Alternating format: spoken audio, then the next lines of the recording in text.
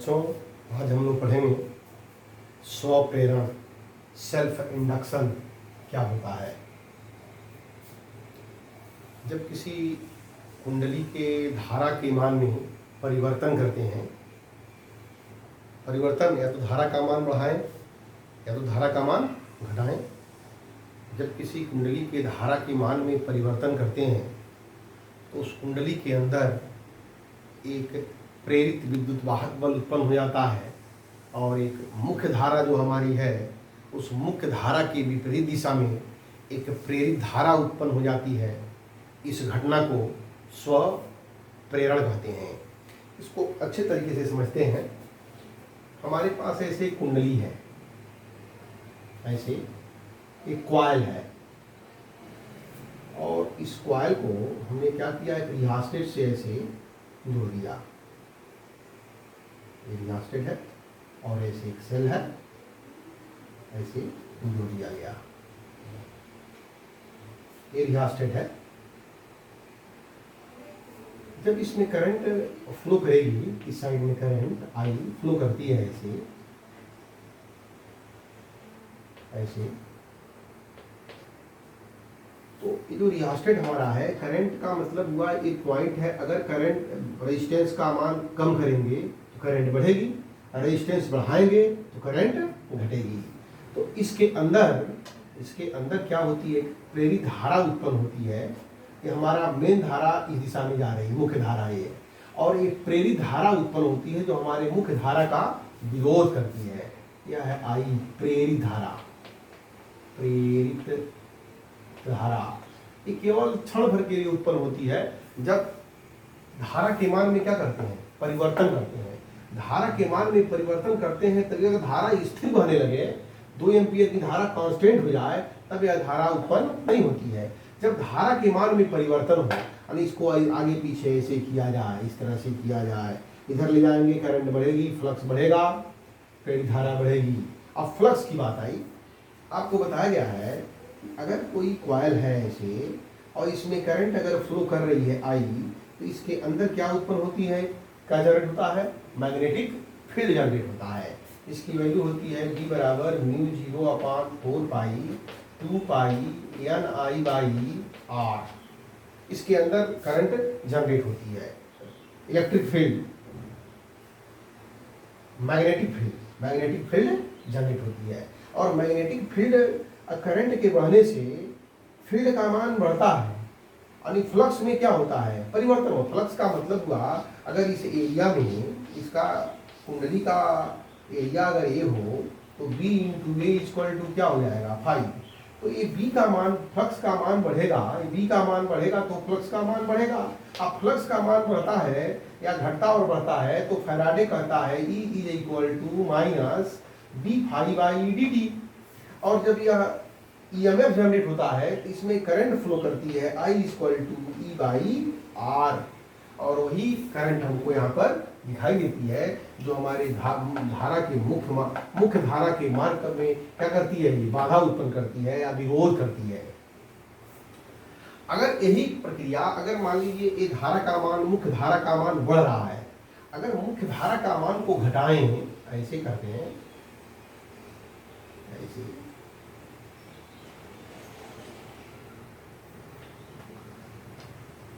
ऐसे कर दिया जाए, रेजिस्टेंस को बढ़े, यहाँ पर रेजिस्टेंस कम है, यहाँ रेजिस्टेंस बढ़ा दिया जाए, करंट ऐसे फ्लो कर रही है इस तरह से,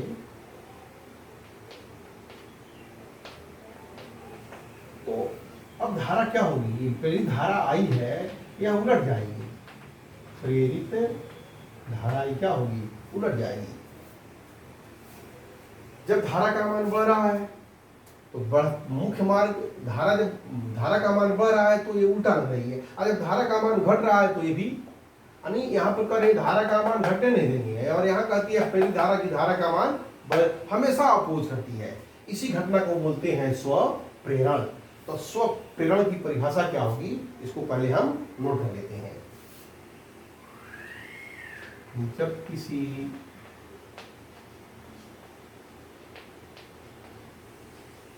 कुंडली में धारा के मान में परिवर्तन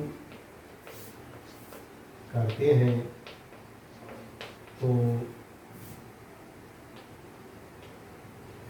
कुंडली में एक प्रेरित धारा उत्पन्न हो जाती है।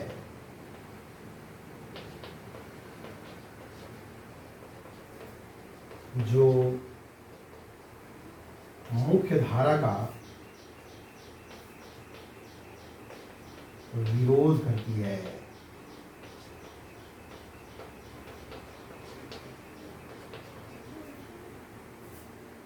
इस घटना को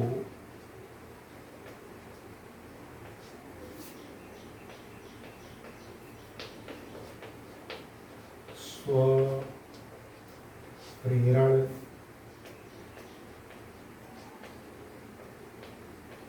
कहते हैं।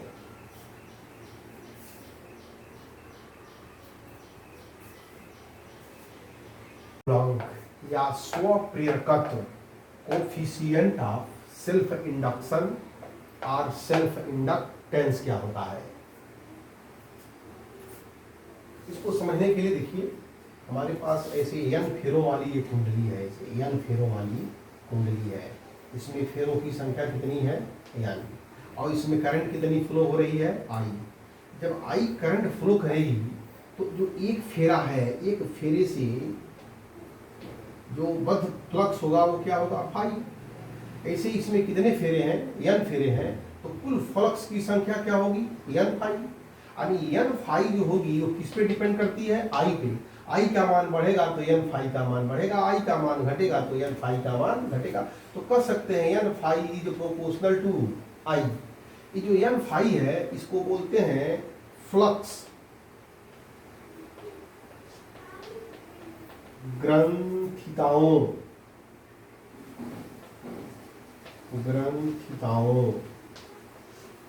की संख्या। फ्लक्स लिंकेज कहते हैं इसको, फ्लक्स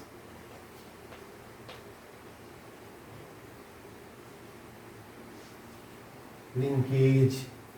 फ्लक्स लिंकेज का मतलब होता है एक फेरे से बद्ध फ्लक्स में n फेरों का अगर मल्टीप्लाई कर दें तो इसे बोलते हैं फ्लक्स ग्रंथिताओं की संख्या, फ्लक्स लिंकेज n फाई को बोलते हैं। देखिए यहाँ पे स्व प्रेरण या स्व प्रेरकत्व को कैसे करेंगे परिभाषित। माना n फेरों वाली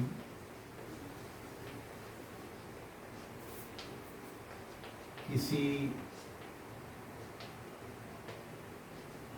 कुंडली में, माना n फेरों वाली किसी कुंडली में I एम्पियर की धारा प्रवाहित हो रही है।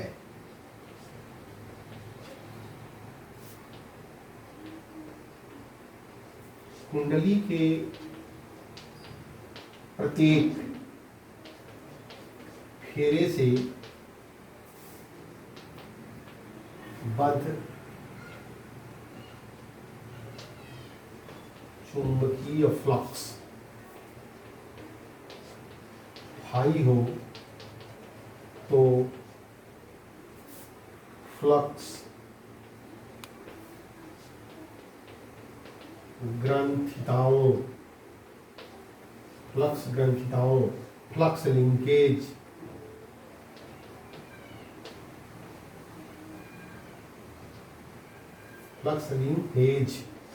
फ्लक्स ग्रंथिताओं की संख्या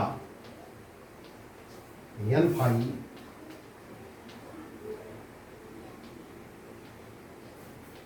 कुंडली में प्रवाहित धारा के अनुक्रमानुपाती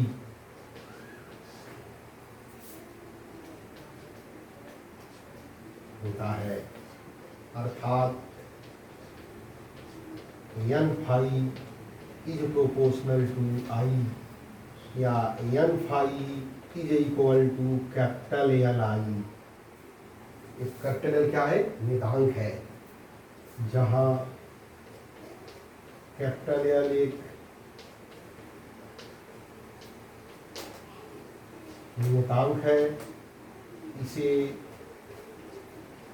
स्वप्रेरण गुणांक या स्वप्रेरकत्व कहते हैं। स्वप्रेरण गुणांक या स्वप्रेरकत्व कहते हैं।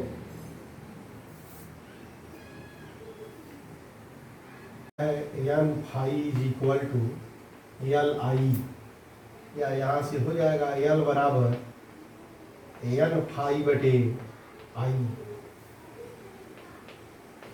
यदि आई बराबर 1 एम्पियर, आई की वैल्यू अगर 1 एम्पियर हो तो एल बराबर क्या हो जाएगा? N phi. तो स्व प्रेरकत्व की परिभाषा देखिए क्या हुई। किसी कुंडली का स्व प्रेरण गुणांक या स्व प्रेरकत्व उस कुंडली से बद्ध फ्लक्स ग्रंथिताओं की संख्या के बराबर होता है यदि उस कुंडली में 1 एम्पियर की धारा प्रवाहित हो रही हो। लिख देंगे किसी कुंडली का स्वप्रेरकत्व या स्वप्रेरण गुणांक, स्वप्रेरकत्व उस कुंडली से बद्ध फ्लक्स ग्रंथिकाओं की संख्या के बराबर होता है, जबकि कुंडली में एकांक धारा प्रवाहित हो रही हो, एकांक धारा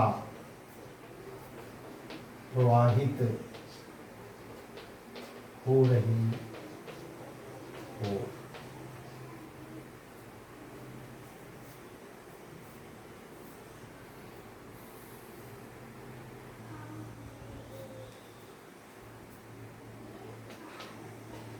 यदि कुंडली में धारा परिवर्तन के कारण उत्पन्न प्रेरित विद्युत वाहक बल E तथा डेल्टा T समय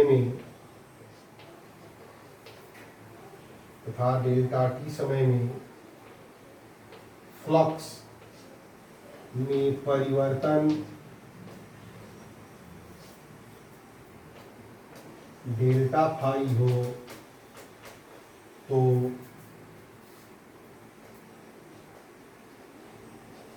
कुंडली में प्रेरित विद्युत वाहक बल E बराबर माइनस यान delta phi by delta T Faraday के नियम से।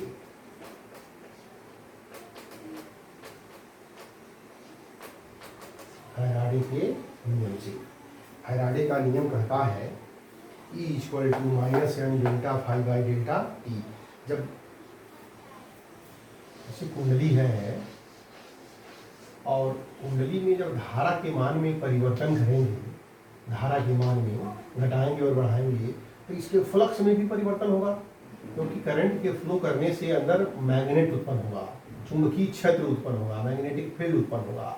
और मैग्नेटिक फील्ड एक एरिया से होकर गुजरती है तो फ्लक्स में बदल जाती है। जब धारा के मान में परिवर्तन तो फ्लक्स के मान में परिवर्तन, और फ्लक्स के मान में परिवर्तन होगा तो क्या उत्पन्न होगा, विद्युत वाहक बल E equal to minus N delta phi by delta T equal to minus N delta phi by delta T, या लिख सकते हैं minus delta N phi by delta T. N को फाई के पास ले गए, एन फाई ये कहलाता है फ्लक्स ग्रंथिताओं की संख्या। अभी बताया गया है आपको एन फाई बराबर होता है एल आई, तो इस एन फाई के जगह पर क्या लिख सकते हैं, एल आई, तब यह हो जाएगा ई बराबर minus delta L I by delta T, या E is equal to minus L constant होता है बाहर कर दिया गया, minus L delta I by delta T, ये भी एक फार्मूला हो गया। या यहाँ से लिख सकते हैं एल बराबर माइनस ई अपान delta I by delta T. ये नेगेटिव का साइन का मतलब ये हुआ जो फ्लक्स में परिवर्तन या उत्पन्न विद्युत वाहक बल जो होता है ई, ये धारा में परिवर्तन का विरोध करता है। देखिए धारा में परिवर्तन यहाँ हो रहा है, धारा में परिवर्तन जब होता है तो फ्लक्स में परिवर्तन होता है। अब फ्लक्स में जब परिवर्तन होता है तो फ्लक्स में परिवर्तन का विरोध करता है ई, यानी फ्लक्स में परिवर्तन हो चाहे धारा में परिवर्तन हो उसका ई विरोध करता है, विद्युत वाहक बल विरोध करता है। और ई विरोध करता है तो ई बराबर होता है, विद्युत वाहक बल है, ई बराबर होता है वी बाई ई, वी बराबर आई आर, बराबर क्या होता है आई आर, धारा उत्पन्न होती है। तो यहाँ से ई का मतलब भी समझिए, L E equal to minus E अपान delta I by delta T, यदि delta I by delta T बराबर 1 तो एल बराबर क्या हो जाएगा, माइनस ई। देखिए यहाँ से परिभाषा क्या होगी, स्वप्रेरकत्व की डिफिनीशन, किसी कुंडली का स्वप्रेरकत्व, किसी कुंडली का स्वप्रेरकत्व उस कुंडली में उत्पन्न विद्युत वाहक बल के बराबर होता है यदि उस कुंडली में धारा परिवर्तन की दर एकांक हो। तो यहाँ पर दूसरा परिभाषा लिख दे रहे हैं, किसी कुंडली का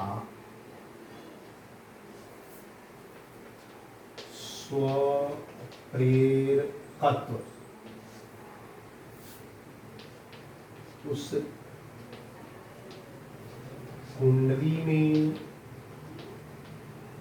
उत्पन्न विद्युत वाहक बल के बराबर होता है,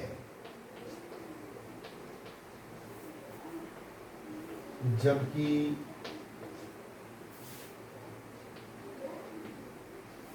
कुंडली में धारा परिवर्तन की दर एकांक हो, एकांक हो। नोट कर लीजिए इसको,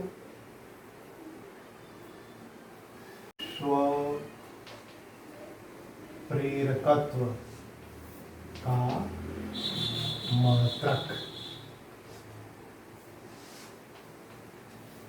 अभी बताया गया है एल फाई बराबर एल आई, तो यहाँ से एल बराबर हो जाएगा एल फाई बाई आई।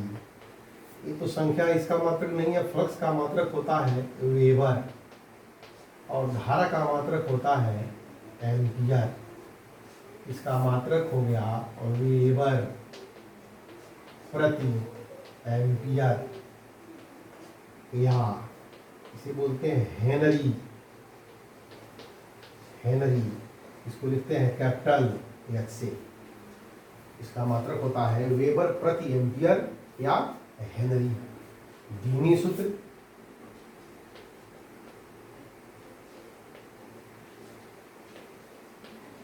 धीमी सूत्र देखिए, एल बराबर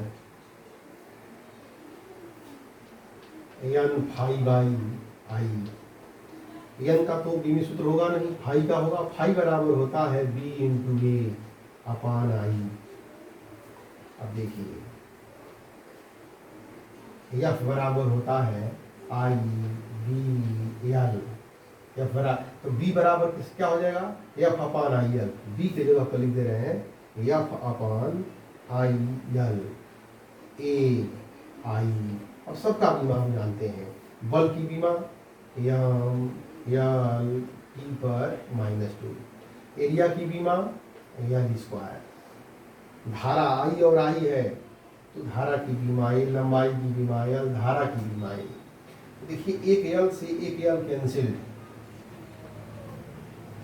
तो बचा क्या, जो बच गया उसको लिखिए एम एल स्क्वायर ई पर -2 ए पर -2। ये कहलाएगा आपका स्वप्रेरकत्व का विमीय सूत्र। कभी पूछता, अब देखिए हेनरी जो होता है ये बहुत बड़ा मात्रक है। नोट में लिख दे रहे हैं यहाँ पर, नोट हेनरी प्रेरकत्व का बड़ा मात्रक है।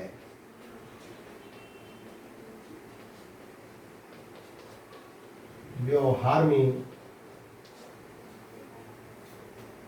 मिली हेनरी तथा माइक्रो हेनरी का प्रयोग करते हैं। एक मिली हेनरी बराबर 10⁻³ हेनरी।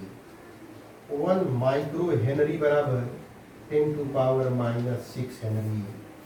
1 नैनो हेनरी बराबर 10⁻⁹ हेनरी। 1 पिको हेनरी बराबर 10⁻12 हेनरी। इसी रीति सबका प्रयोग करते हैं।